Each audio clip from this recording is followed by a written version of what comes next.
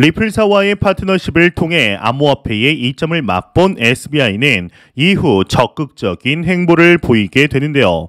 2021년 12월경 일본에서의 암호화폐 자산 펀드를 출시하게 되었는데 이 펀드는 당연히 XRP를 포함하게 되었고 비트코인, 이더리움, 라이트코인 등 7개의 암호화폐로 구성이 되게 됩니다. 또한 NFT 시장에도 눈독을 들이게 되는데 그냥 일반적인 NFT가 아닌 리플의 블록체인 생태계에 NFT를 끌어들이기 위해 지원 사격에 나선 것이었죠. 이때 당시 SBI가 말한 것을 보게 되면 XRP 레저는 NFT를 위한 최고의 선택이 될 수 있다. XRP 레저는 NFT의 지속 가능성과 확장성, 이 접근성을 더 많이 제공할 수 있다라고 덧붙이게 됩니다. 이러한 리플사의 카르텔 중심에 있는 대표적인 기업 SBI 그룹에서 오늘 하나의 소식이 나오게 되었습니다. 전통기관 대상으로 암호화폐 커스터디 서비스를 론칭하겠다라는 것인데 이게 XRP와 무슨 관련이 있는지 같이 한번 보도록 하겠습니다. 구독과 좋아요, 알림 설정 부탁드립니다. 안녕하십니까. 암호화폐 정보를 전달해 드리는 닥터 비트맨입니다. 네, 주말의 시작 토요일도 슬슬 마무리되고 있습니다. 어떻게 오늘 하루 잘 보내고 계신가요? 이제 최근 지속되고 있는 시장의 보합 흐름 속에 답답함을 느끼는 투자자분들 또한 계시리라 생각이 듭니다. 그렇지만 이러한 흐름들이 있어야 건강하게 추가 상승을 기다릴 수가 있겠죠. 이제 무지성으로 계속 오르는 것은 절대로 좋은 것이 아니기 때문인데 그래도 계속 상승하는 흐름을 보고 싶은 것은 어쩔 수 없는 것 같습니다. 일단은 코인 마켓캡에서 메이저 탑 10 코인들 먼저 한번 살펴보도록 하겠습니다. 네, 일단 시가총액 1위 비트코인의 경우는 전날 대비 0.86% 하락한 23,338달러대를 나타내고 있습니다. 이더리움의 경우는 0.61% 상승한 1,652달러, XRP의 경우는 0.80% 하락한 0.409달러대를 나타내고 있는데요. 비트코인의 더미넌스, 이더리움의 더미넌스 각각 살펴보게 되면 41.7%, 18.7%를 나타내고 있습니다. 그렇다면 과연 선물 투자자분들은 현재 포지션 어떻게 나누고 있는지 롱숏 비율 한번 확인해 보도록 하겠습니다. 네, 일단 비트코인부터 보게 되면 비트코인은 아쉽게도 숏 포지션이 60%로 우위를 점하고 있으며 이더리움의 경우도 61%로 숏 포지션이 우위를 점하고 있습니다. XRP의 경우는 이제 롱 포지션이 54%로 우위를 점하고 있네요. 네, 현재 비트코인의 가격이 24,000달러를 과연 돌파할 수 있을지 투자자분들의 기대감이 모이고 있는데 일단 다가오는 2월 14일 미국의 CPI 지수와 미국 상원위원회에서 개최하는 암호화폐 관련 청문회에서 긍정적인 언급들이 나온다면 이를 양분 삼아 추가 상승을 기대할 수 있을 것으로 보입니다. 이제 지난 1월에도 CPI 발표 이후 다음날 엄청난 상승세를 보이게 되었죠. 이제 현재 올해 들어서 크립토 마켓의 대장과 이 부대장 코인이죠. 비트코인과 이더리움은 서로 조금은 다른 길을 가고 있는 것으로 보입니다. 두 코인 간의 거래손의 순 포지션 변화를 보게 되면 작년 2022년 긴밀한 상관관계를 보인 후 서로 점차 멀어지게 되었는데요. 네, 지금 보시는 데이터의 경우는 비트코인 포지션 변화를 네, 비트코인 포지션 변화를 나타내는 온체인 데이터입니다. 이제 노란색 네모 박스를 보게 되면 2023년 1월 조금 상승하는 듯 보이더니 이 중반부터 포지션 공급이 감소하는 것을 확인할 수가 있습니다. 이번에는 이더리움 데이터를 보겠습니다. 네, 지금 보시는 데이터는 이더리움의 포지션 변화 데이터를 나타내는 온체인 데이터이며 이제 1월 초 비트코인과 다르게 감소를 하더니 중반부터 비트코인과 전혀 다른 모습을 확인할 수가 있습니다. 이 데이터를 보면 사실 더 눈에 띄는 게 작년 포지션 변화이죠. 이제 미친 듯이 줄어드는 것을 확인할 수가 있는데 그만큼 작년은 크립토 투자자들에게는 악몽과도 같은 해였다라고 볼 수 있지 않을까 싶은데요. 이 비트코인과 이더리움의 순 포지션 변화는 지난달 1월 19일 동시에 발생을 했는데 비트코인에 대한 이더리움 상관 개수는 지난달 23일 이후 18% 하락했지만 이에 대한 명확한 이유는 설명할 수가 없습니다. 이유는 뭐 가져다 붙이기 나름이겠지만 굳이 뽑자면 이제 다가오는 3월로 예정된 상하이 업그레이드 정도로 꼽을 수 있을 것 같은데요. 이 비트코인의 가격의 지속적인 상승과 함께 이러한 움직임은 이더리움의 가격 상승이 비트코인의 상승분을 뛰어넘을 것이라는 의미도 포함이 되게 됩니다. 이제 실제로 이더리움의 가격은 올해 들어 39%, 비트코인은 43%로 약관 뒤처져 있는 상태이죠. 이러한 데이터가 우연인지 모르지만 현재 비트코인은 전날 대비 하락한 모습을 보이며 이더리움은 오히려 상승을 하고 있는 모습을 보여주고 있습니다. 과연 지난날 이더리움이 보여준 엄청난 상승세를 2월부터 다시 볼 수 있게 될지 충분히 지켜볼 만하지 않나 싶은데요. 이에 과거 비트코인, 이더리움과 같이 3대장이라고 불리였지만 현재는 이제 3대장이라고 부르기에는 다소 조금 무리가 있는 한 코인이 있습니다. 바로 리플, XRP죠. 이 리플과 관련된 소식은 정말 매일같이 나오죠. 이 정보를 전달해드리면서 어떻게 이렇게 매일같이 나올 수 있나, 그런데도 왜 가격은 항상 제자리인가 의문이 들 때가 한두 번이 아닌데, 무튼 현재 리플사의 경우는 미 SEC와의 소송으로 인해 힘든 시간들을 보내고 있는 와중 그럼에도 긍정적인 소식들 계속해서 나오고 있습니다. 현재 리플사의 경우는 전 세계 수백 개의 기업들과 파트너십을 맺고 있습니다. 그중 가장 친리플적인 행보를 보이는 기업이 어디라고 생각하시나요? 이제 제가 생각을 했을 때는 일본의 SBI 그룹이지 않을까 싶습니다.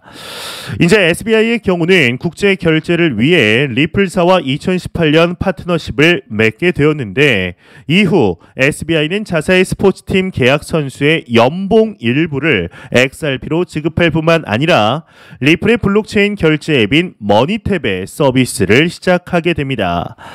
이제 지금 보고 계신 사진이 일본의 머니탭 어플 사진인데 놀랍게도 이 안에는 일본의 61개의 은행으로 구성이 되어 있습니다. 2022년 4월 기준 일본 전국의 지방 은행의 수는 99개였습니다. 이제 지금도 크게 다르지는 않겠죠. 이제 99개 중에 61개라면 사실상 거의 대부분의 은행들이 리플의 블록체인 기술을 사용하고 있다라고 봐도 무방한 정도인데요. SBI 그룹의 회장 요시타카 키타오 회장의 경우는 2019년 이러한 발언을 하게 됩니다. 다가오는 2025년까지 일본의 모든 은행이 XRP를 사용하게 만들 것이라고 말이죠. 이 정도면 얼마나 SBI 그룹이 리플 XRP의 진심인지 확인할 수가 있을 것 같은데 얼마나 이 기술에 감탄을 했으면 이 리플사와 합작하여 SBI 리플 아시아라는 이름의 합작 그룹을 설립하였을까요? 이제 아직까지도 그 어떤 암호화폐도 금융기업 이름 뒤에 암호화폐 이름이 붙는 기업이 없죠. 신한 에이다 그룹, 테슬라 도지 그룹, JP모건 라이트코인 그룹 이런 건 한 번도 본 적이 없습니다. 네, 무튼 이러한 SBI 그룹에서 오늘 하나의 소식이 나오게 되었습니다. 이제 전통기관 대상으로 암호화폐 커스터디 서비스를 런칭하겠다라는 것인데 자세한 내용 함께 보겠습니다. 네, 헤드라인을 보게 되면은 일본 SBI 전통기관 대상 암호화폐 커스터디 서비스 론칭이라고 장식이 되어 있습니다. 코인데스크에 따르면 일본 금융 대기업 SBI 홀딩스의 디지털 자산 부문이 암호화폐 커스터디 기업 조디악과 협력하여 기관 투자자를 대상으로 한 암호화폐 커스터디 서비스를 출범한다라고 밝혔다고 합니다. 여기 나오는 조디악 커스터디는 스탠다드 차타드와 노던 트러스트가 지원하는 암호화폐 커스터디 기업이라고 하는데 SBI 측은 암호화폐 투자에 관심이 있지만 규제 및 관리 리스크로 투자를 하지 못하는 전통 금융기관을 타깃으로 한 암호화폐 자산관리 서비스라고 설명을 했다고 합니다. 이제 SBI의 경우는 단순히 리플사와 파트너십을 맺어 리플 블록체인 네트워크 이 XRP를 통한 송금만 보내는 기업이 아닙니다. 이 리플사와의 파트너십을 통해 암호화폐의 이점을 맛본 SBI는 이후 적극적인 행보를 보이게 되는데요. 2021년 12월경 일본에서 암호화폐 자산 펀드를 출시하게 되었는데 이 펀드에 당연히 XRP를 포함하게 되었고 비트코인, 이더리움, 라이트코인 등 7개의 암호화폐로 구성이 되게 됩니다. 또한 더 나아가 NFT 시장에도 눈독을 들이게 되는데요. 그냥 일반적인 NFT가 아니라 리플의 블록체인 생태계에 NFT를 끌어들이기 위해 지원 사격에 나선 것이죠. 이때 당시 SBI가 말하는 것을 보게 되면 XRP 레저는 NFT를 위한 최고의 선택이 될 수 있다. XRP 레저는 NFT의 지속 가능성과 확장성, 접근성을 더 많이 제공할 수 있다라고 덧붙이게 됩니다. 이제 앞서 말씀드렸지만 SBI 그룹은 리플, XRP의 그 누구보다 진심인 기업입니다. 이제 한창 2020년 12월 리플과 SEC의 소송으로 뜨거울 당시 이 소송으로 인해 리플의 본사를 옮긴다라는 말도 나오게 되었습니다. 이때 SBI가 나서서 아예 일본으로 본사를 옮기라고 말했을 정도이죠. 무튼 이러한 SBI가 전통그룹을 대상으로 커스터디 서비스를 출시한다라는 것은 무엇을 의미하게 될까요? SBI 그룹이 기타오 회장의 정신으로 직원들을 교육시킨다라면 이 커스터디를 맡기는 회사와의 미팅 그리고 커스터디 담당자들 간의 대화를 통해 수많은 기업들에게 XRP의 이점이 자연스럽게 홍보가 될 것입니다. 이제 물론 그렇다고 직접적으로 XRP를 사라, XRP를 투자해라 라고 이렇게 이야기를 하지는 않겠죠. 그건 상식적으로 생각해도 말이 안 됩니다. 하지만 SBI 그룹에게 커스터디를 맡길 정도의 전통 그룹이라면, 대형 전통 금융 그룹이라면 SBI가 왜 그렇게 XRP를 찬양하며 사용하고 온갖 신사업에 포함을 하고 있는지를 궁금해할 가능성 상당히 농후합니다. 그렇게 된다면 SBI를 중간 다리로 추가적인 파트너십, 유동성의 공급으로 XRP의 가격적인 측면 긍정적으로 진행이 될 수밖에 없을 것입니다. 현재 XRP의 경우는 누가 뭐라고 해도 이 리플과 SEC의 소송으로 가격이 눌려 있습니다. 이 소송이 마무리되게 될 때 이렇게 하나둘씩 모인 호재들은 폭발하게 될 것이며 그동안 XRP 투자자들이 겪은 서름을 날려주는 날이 오게 될 것이라고 확신하고 있습니다. 과연 2023년 올해 XRP는 크립토 마켓의 게임 체인저가 될 수 있을 것인지 한번 지켜보도록 하겠습니다. 안 보고 가면 섭섭하겠죠. 마지막 크립토 공포 탐욕 지수입니다. 이제 전날 대비 2포인트 하락한 58포인트를 기록하고 있지만 여전히 탐욕 단계를 유지하고 있습니다. 이 지수는 0이면 공포, 100이면 낙관을 의미하게 되죠. 현재 비트코인을 가격 기준으로 쉽사리 24,000달러를 돌파하지 못하는 모습에 아쉬움이 남아있는 것은 어쩔 수가 없습니다. 그렇지만 지난 12월 달 가격 이 16,000달러대를 생각해보면 이는 상당히 저점이 올라왔다라고 볼 수가 있죠. 이 극단적인 공포 단계가 몇 개월간 지속되었던 때를 생각하면 상당히 긍정적이다라고 볼 수 있을 텐데요. 이 비트코인이 24,000달러를 돌파하지 못하는데 많은 분석가들의 의견, 견해들이 나오고 있습니다. 예, 비트코인 RSI, 이 상대 강도 지수를 근거로 드는 경우가 있는데 실제로 비트코인 RSI 과매수 상태를 나타낸 것은 1월 13일부터 이후 대부분 80 위에서 RSI가 움직이는 것을 확인할 수가 있었습니다. 이제 통상 주식에서는 RSI 과매수 구간을 30에서 70 정도로 잡고 있고 업비트나 이제 크립토 마켓에서는 20 그리고 80으로 잡고 있는 것을 확인할 수가 있죠. 하지만 2021년과 같은 불장에서 이 플랜 B 같은 경우는 비트코인의 과매수 구간이 100이라는 말을 하기도 하였습니다. 실제로 100까지 도달하게 되었죠. 지금의 비트코인 24,000달러 저항은 사실 거래량이 줄고 있는 부분도 감안해야 합니다. 모든 상승의 백그라운드에는 유동성이라는 것이 존재하는데 비트코인 투자로 몰리는 자금이 꾸준히 줄고 있는 것을 확인할 수가 있습니다. 크립토 퀀트의 분석에도 이런 점을 확인할 수가 있는데 최근의 비트코인 상승은 현물이, 하락은 선물 시장이 주도했다라는 것입니다. 이러한 점에서 볼 때 비트코인이 급상승할 경우 선물에서는 숏을 때린다라는 사실을 알 수가 있는데요.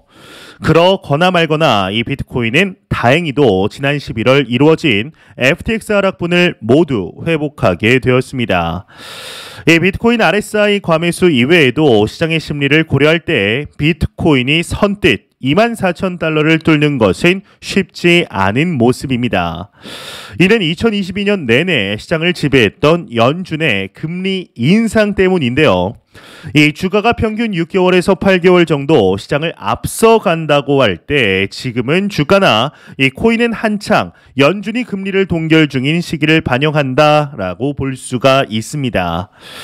이 5% 초반대에서 금리가 유지된다고 했을 때 투자자들이 빚을 내서 코인을 사기에는 무리가 있을 것입니다. 이제 물론 지금이 운명을 걸 때다라고 생각을 하며 한 3년 정도 보고 들어간다고 한다면 말릴 수는 없겠지만 10% 정도로 높아진 이자를 생각할 때 목표 수익률이 엄청나게 높아져야 한다는 뜻이 됩니다. 비트코인 RSI 과매수 이야기를 아무리 한다고 해도 비트코인은 사실 기술주에 대한 투자와는 다른 성격을 갖습니다. 비트코인은 기본적으로 지금의 국가 간 화폐를 신뢰할 수 있는가에 대한 질문으로 귀결이 되는데요. 이 미국의 달러를 영원히 신뢰할 수 있는가? 아마 아닐 것입니다.